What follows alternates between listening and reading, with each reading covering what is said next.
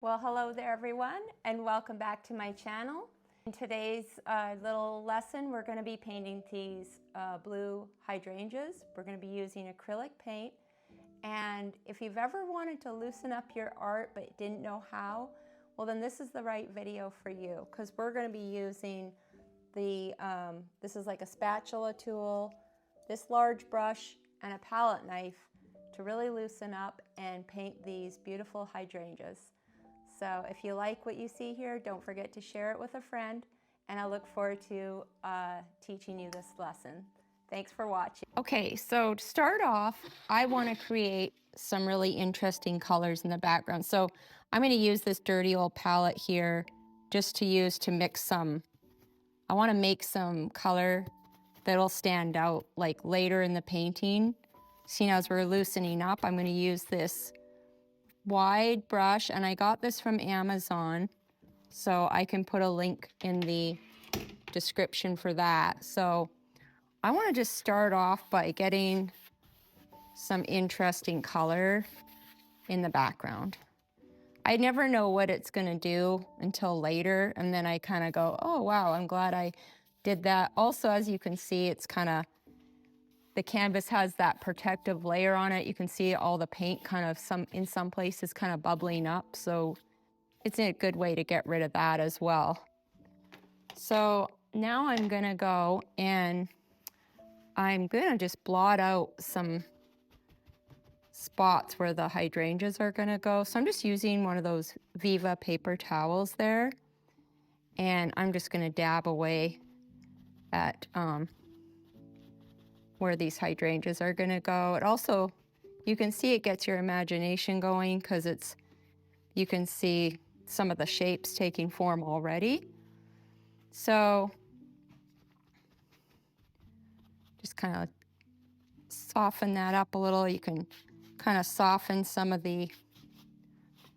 those background marks if you want, just to kind of cover the canvas in some of that purple. And that was just a little bit of quinacridone and some ultramarine blue. And I'm sort of always having to do a million things, so I didn't get this palette cleaned off, but you know, it is what it is sometimes. You just have to go with it. Because I have 2 kids, and it's a busy schedules running around, taking care of them. Sometimes you just gotta go with whatever you can get done, you get done, and it's not always gonna be perfect, and that's with anyone, whether you have kids or dogs or whatever. Painting and fitting it into your life is never easy. So you just kind of have to work with it.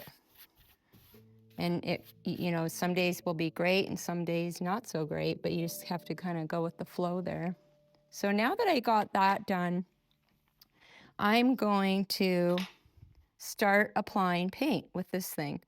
You're probably wondering how big this canvas is, and I myself forgot, but also I'm going to assume this is probably 16 or 14 by 14. So it's a little larger, and I get all these canvases, you know, they're kind of inexpensive. Get them from, you know, Michael's.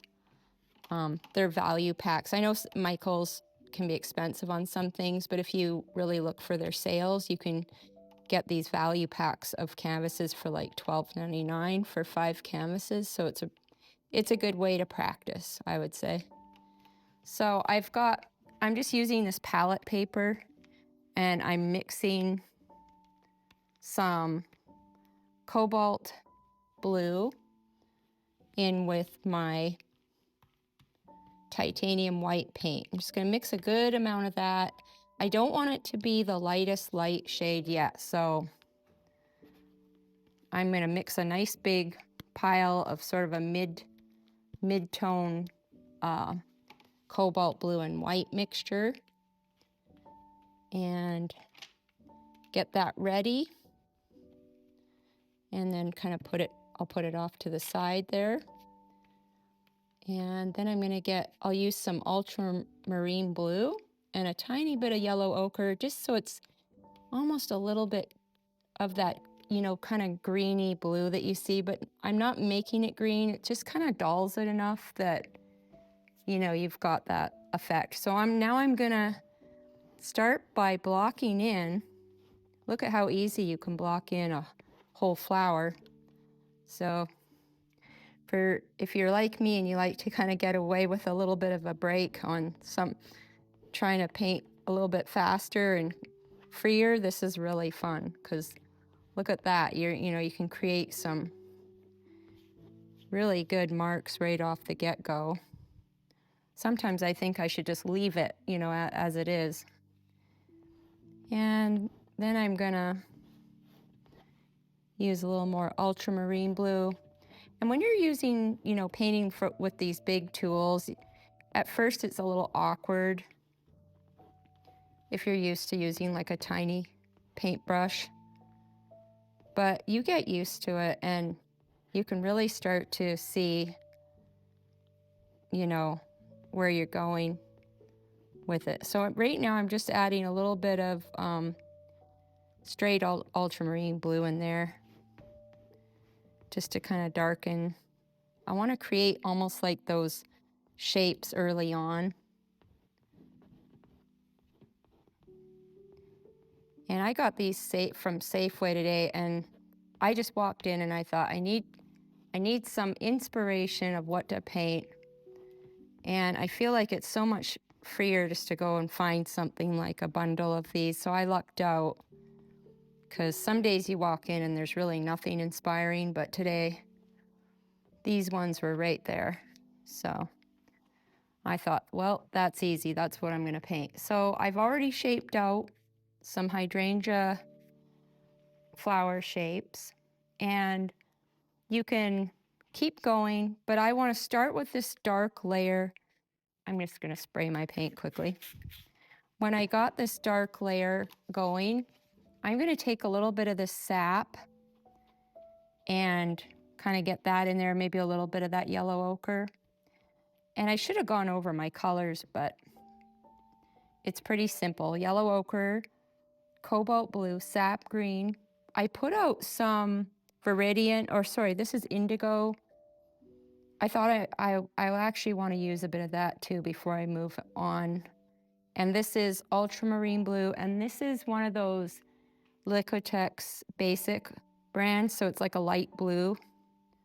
And then this is quinacridone red, and this is also a color I put out just in case later I wanted to add something to the background. It's one of these Liquitex basics. So I'm gonna just look at these big, beautiful leaf shapes and just put in a few of those. So the whole idea is loose, and so we're just gonna put in a few of those really nice big, and you can do some with just some pure sap in there. Sometimes the water on my handy little throwaway palette kind of starts to make it hard to get the paint off. But you can see this tool works well for making kind of big, you know, abstracty leaf shapes. So I look at that and just sort of I'm having one go off this edge, one going off this edge, and just sort of, you can while you're in this early stages, some of them have little bits of green coming out between the flowers, so you could do something like that. Put a few of those greens in there. Use the edge to make some interesting marks. You just kind of play with it, you know, as you go. Little happy accidents happen, you know, as you go. So the next thing, so I just kind of wipe my brush after I'm going to switch from green to a new color. I'm wiping off this wedge tool, and now I'm going to go. I've got that mixture of the light cobalt and white, I'm going to go in and start adding some of the highlight. So if you think of this as the dark side, and then you're going to have the light side, you could start by, you know, kind of just dabbing some, you know, kind of the way the hydrangea looks. I just sort of dab it around. If it stops dabbing, just get some more paint. And, you know, you can just start playing around and making all those little marks to create that hydrangea feel. Remember, this is loose and abstract, so you don't, if you want to even go more abstract, you can just, you know, go like that and get something up there that's just really loose. And I really like actually the way the background's looking with the blues. It's giving a really nice glow, and in real life you see a lot of hydrangeas with all these different layers of glowing greens and reds behind the blues, because some people know how to tone their own hydrangea plant, believe it or not. They use certain, you know, types of soil if you change the acidity or something, you can actually change the color of your hydrangea. So some people actually go so far to do that. So if you do that, let me know in the comments. But I never did. I had blue ones when I lived in Canada, yeah, I just love them. And then when I moved to Arizona, now I have to buy them. And that was always a hard one, buying a little branch when I had a huge bush of them. So, but I'm glad I can. I'm not complaining. So I'm just leaving some of that shadow for now, because I don't want to go. You want to be careful not to just go all light, and then you kind of erase your shadow. So what you want to do is keep that as a reminder, you know, and go back in now, and maybe I'll darken that mid-tone kind of value I had. I'll add some, I've got some ultramarine blue left out here. I'll add that to darken it. And I've got a bit of that, you know, cobalt blue here. And I'll add that. Now I have a little bit of a darker value, like that. And if it's not dark enough, just kind of go in and add a little more blue. Sometimes it's hard to dilute, you know, once you get it too white, you got to really add more. But that looks better. And you're just kind of creating that texture in the dark area there.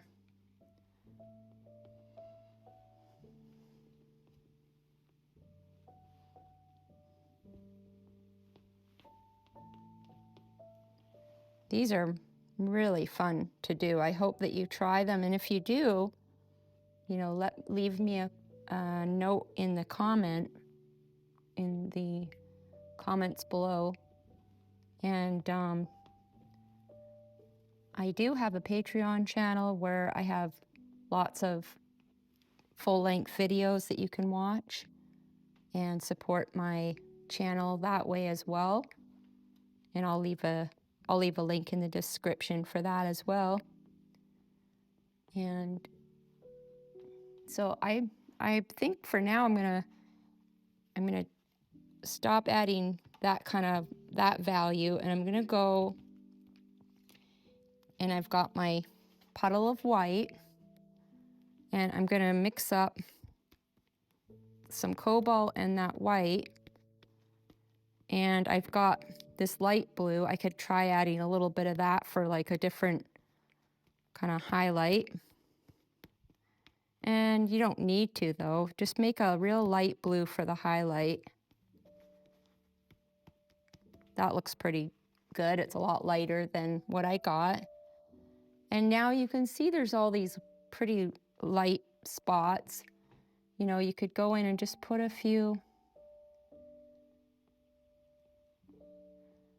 A little bit of highlight here and there. And also the trick with highlights is not to go overboard on it, because then before you know it, you're back to square one with your values. So you have your dark, light, and mid-tone. And then if you add too much highlight, it just starts to kind of take away rather than add. So, and the hydrangea has all these kind of sideways ones, so I'll use the edge of the tool just to kind of show a few of those. And I'm using the corner to create a few of those really juicy petals. So you can see there's some real thick ones there that just add a lot of texture and just a whole nother dimension to the painting.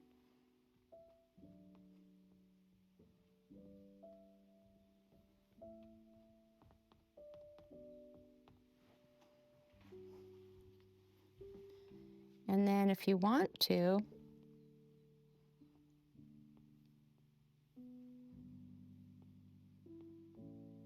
you can add a little bit of that yellow ochre. When you add a little yellow ochre to the mix, you kind of get more of that kind of grayed down color. It's not as blue. It's more of a neutral gray. And just put a few, you can put a few of those more neutral tones in there.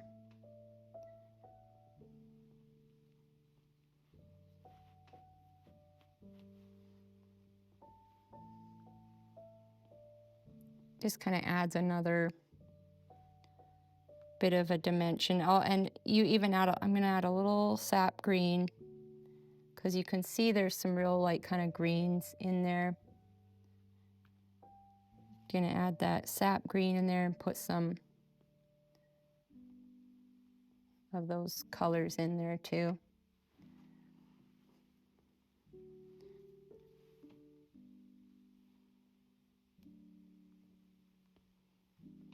Okay, now I'm just gonna wipe that off so I get my spatula clean again. And I'm gonna get some of that sap green and yellow ochre and mix up a lighter green for those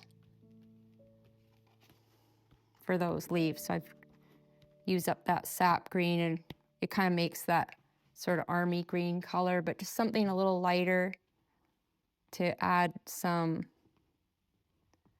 highlight to those leaves.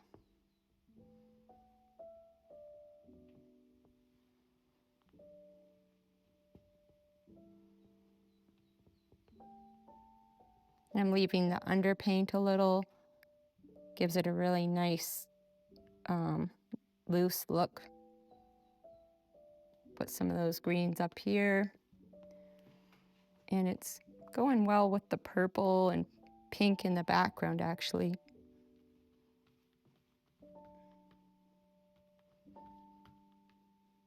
See if I add a little bit of that.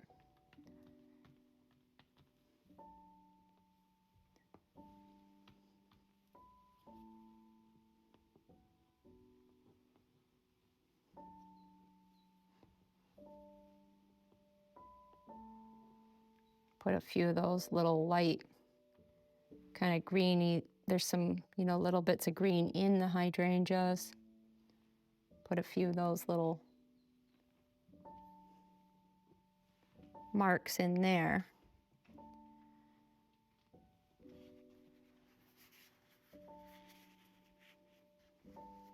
And then once you get that done, you can go and I'm gonna just clean my little spatula off a bit here.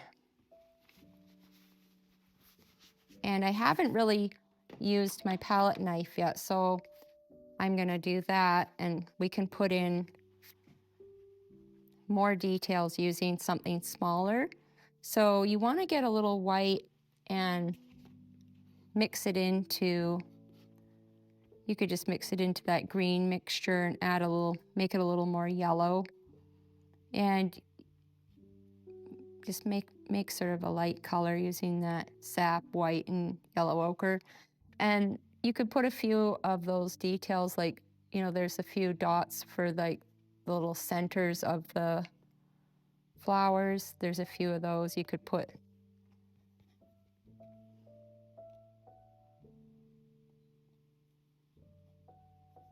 Just a few little spots where you might want to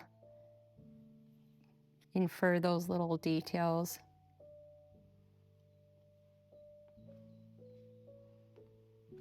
And then, so then the question is always, like, you can go and add more detail. So if I was gonna maybe do something different, I might just add some more paint.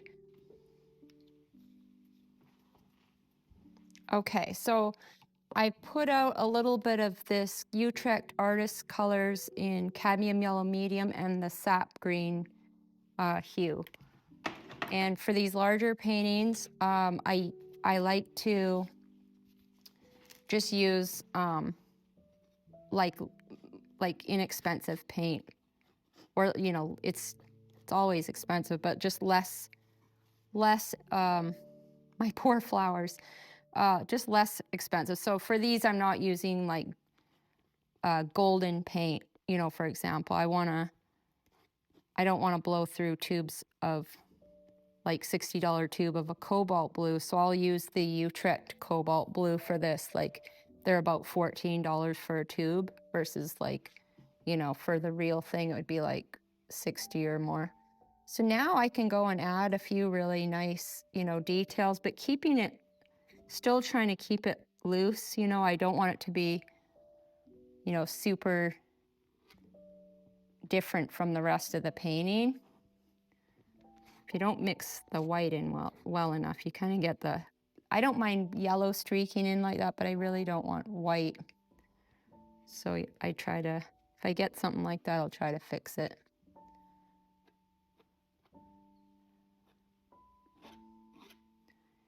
And just kind of mixing that up here.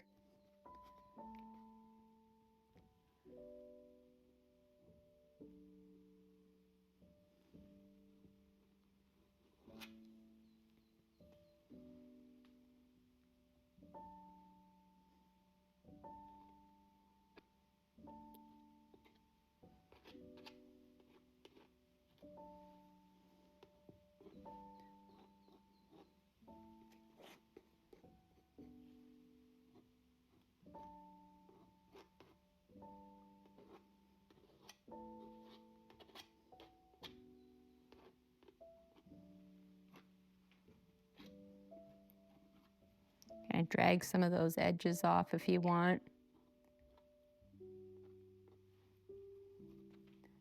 And then you can go and take some of the cobalt and make sure it kind of goes over the leaves there. And so I'm just gonna have a wipe my palette knife off, and then just really put some blues over the green wherever I see it sort of kind of go off the edges a bit, so it covers, it's like on top of the green.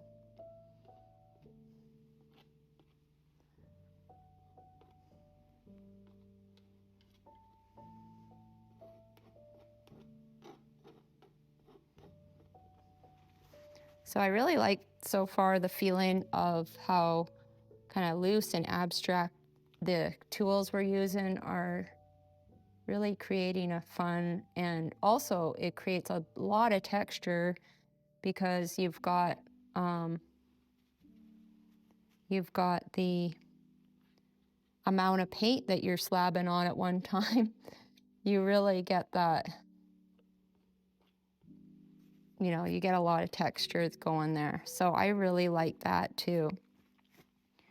So for the background, I was just gonna maybe leave it with that kind of glowy look, but maybe just use some of this indigo to really kind of, you know, bring in a bit of a shadow. I've got this indigo paint here. I'll just sort of maybe put some of that around just to kind of darken some of the flower in between.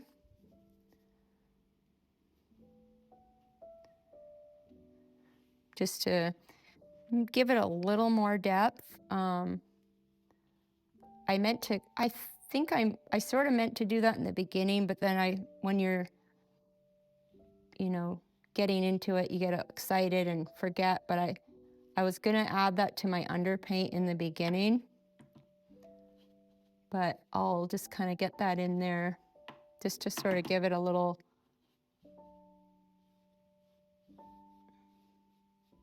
bit of another layer of sort of interest, and sort of get that kind of pop out the flowers even more. But I'm learning, this is all kind of new for me too, and this is one of my goals for 2025 was to really loosen up. So I thought I might as well kind of teach as I go. So I'm learning alongside of you kind of how to kind of loosen up a little. So that kind of darkens it a little bit. And then I'll just get my paper towel and dab some of that water. I wanted it to look more natural, so I put a lot of water in with it. So you can just sort of dab some of those drips off. But I just used a little indigo and water. I didn't use any other color in that. And I'm letting it kind of water in there so it looks like it's more part of the mix.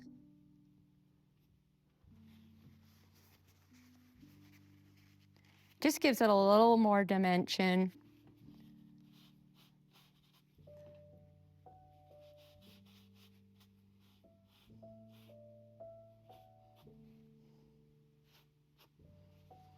And I'm just using a bit of a wet paper towel now. Just sort of blend that in a little.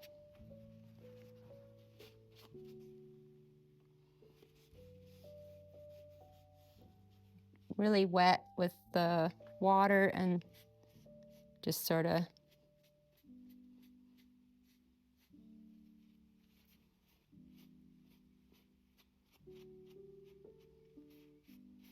kind of the way you would with an oil paint, you know, just with the terp, only you're using just water.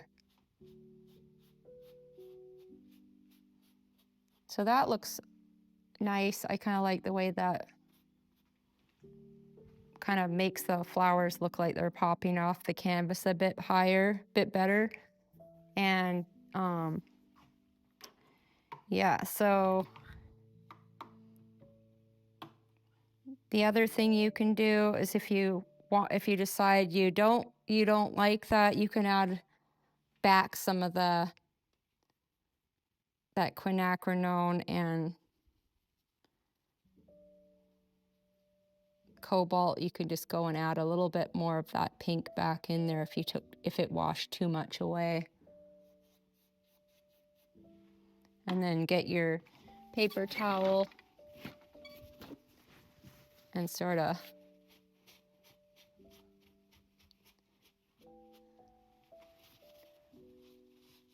kind of work that back in there. If it was kind of too washed out, you can add a bit more of that back in.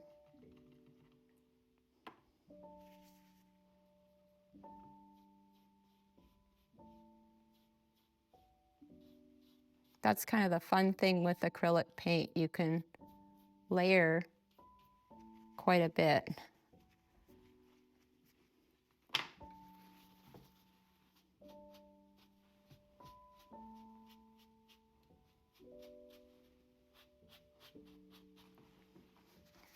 Okay, so that's kind of a gist of how I would paint the hydrangea using palette knife and this wedge tool. And I hope you enjoy this lesson and give it a whirl.